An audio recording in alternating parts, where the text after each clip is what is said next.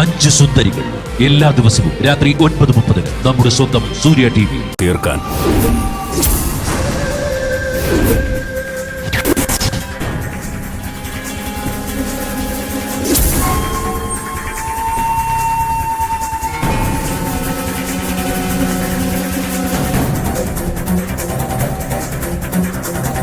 തമ്പി സാറിന് ഭീഷണികളില്ലാതെ കാര്യങ്ങൾ നടത്തണം.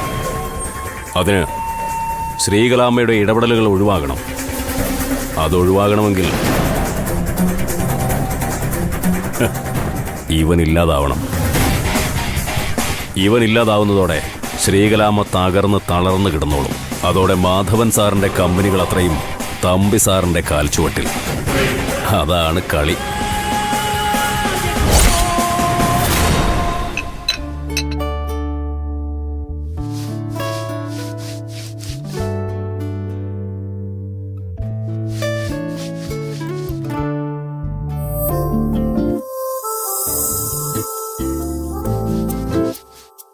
ഇങ്ങോട്ടൊന്ന് നോക്കാവോ?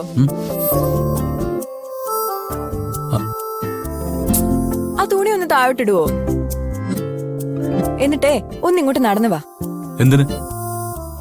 ചേട്ടൻ നടന്നു വാ. അടിപൊളി ലുക്കാ ചേട്ടൻ്റെത്.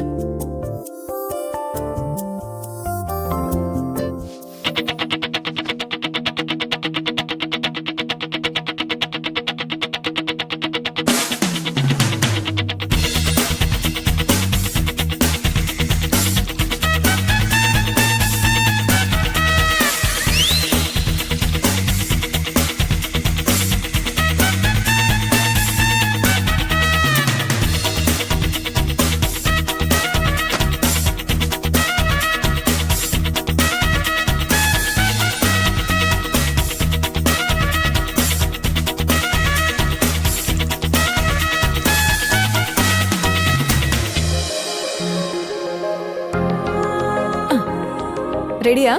എന്തിന്? ഞാൻ നേരത്തെ പറഞ്ഞില്ലേ ചേട്ടനെ കാണാൻ മാസ് ലുക്കാണെന്ന്.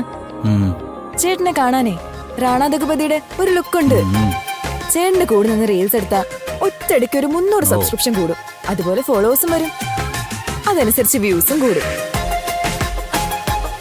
ചേട്ടാ ഇങ്ങ് വന്നേ.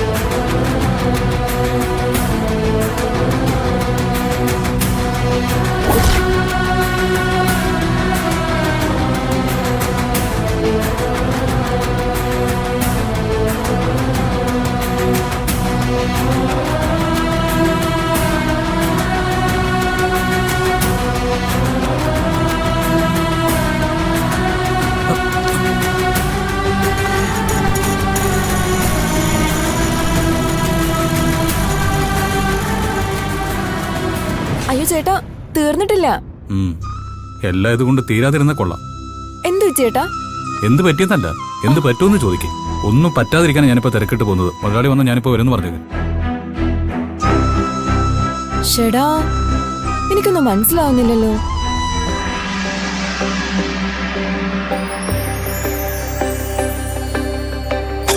ചില കാര്യങ്ങളിൽ വ്യക്തത കിട്ടണം. ശതാക്ഷരിക്കല്ല, ഭക്തർക്കാണ് അല്ലേ? അതെ ദേവി, ഒരു ഭക്തന്റെ സംശയമാണ്. പ്രപഞ്ച തത്വങ്ങളെ നിയന്ത്രിക്കുന്ന ഈശ്വര ചൈതന്യം ഭക്തരിൽ എങ്ങനെ പ്രവർത്തിക്കുന്നു എന്നാണ് ചോദ്യം. ശതാക്ഷരിക്ക് അറിയാത്ത കാര്യമല്ല, എങ്കിലും ഞാൻ തന്നെ പറയാം. ഉള്ളതൊന്നും നശിക്കുന്നതല്ല, നശിക്കുന്നതൊന്നും ഉള്ളതല്ല എന്നതാണ് പരമാർത്ഥം. ജീവാത്മാക്കളൊന്നും ശാശ്വതമല്ല. അത് സ്വയം നശിച്ച് അതിലെ ആത്മാംശം പരമാത്മാവിൽ ലയിക്കണം. ഈ ജീവാത്മാവും പരമാത്മാവും തമ്മിലുള്ള അനാദിയായ ബന്ധനമാണ് ഓരോ ഭക്തനെയും ഈശ്വരനിലേക്ക് അടുപ്പിക്കുന്നത്.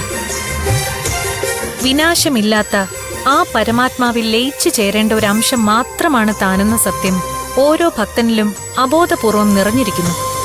അതുകൊണ്ട് തന്നെ ഒരു ജലജീവി സ്വയം അറിയാതെ നീന്തൽ പഠിക്കുന്നത് പോലെ തന്നെ അവൻ ബോധത്തിലും അബോധത്തിലും ഈശ്വരനെ തേടിക്കൊണ്ടിരിക്കുന്നു, ഈശ്വരനോട് അടുത്തുകൊണ്ടിരിക്കും.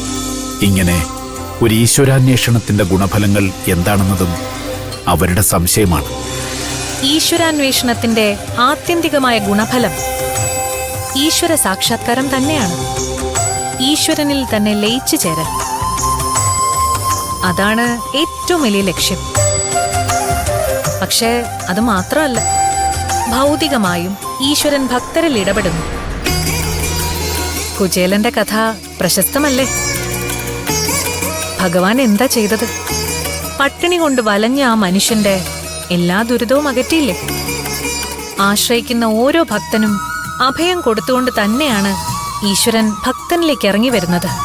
അതാണ് അമ്മേ, ദേവി, മൂകാംബികെ,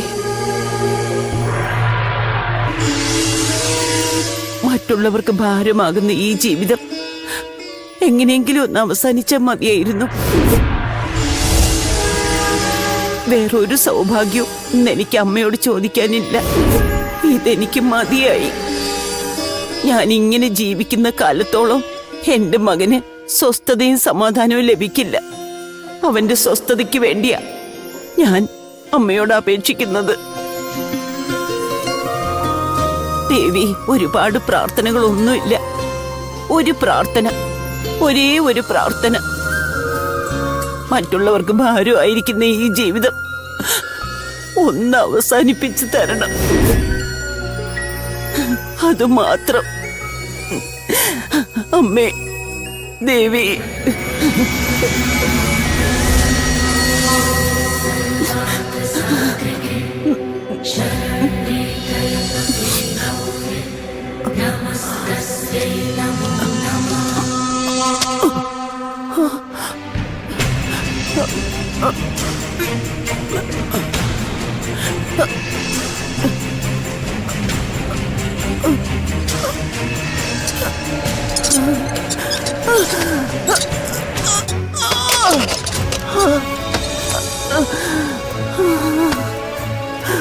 ഉയ്യോ, അമ്മേ, ഉയ്യോ, അമ്മ എന്തു പറ്റി?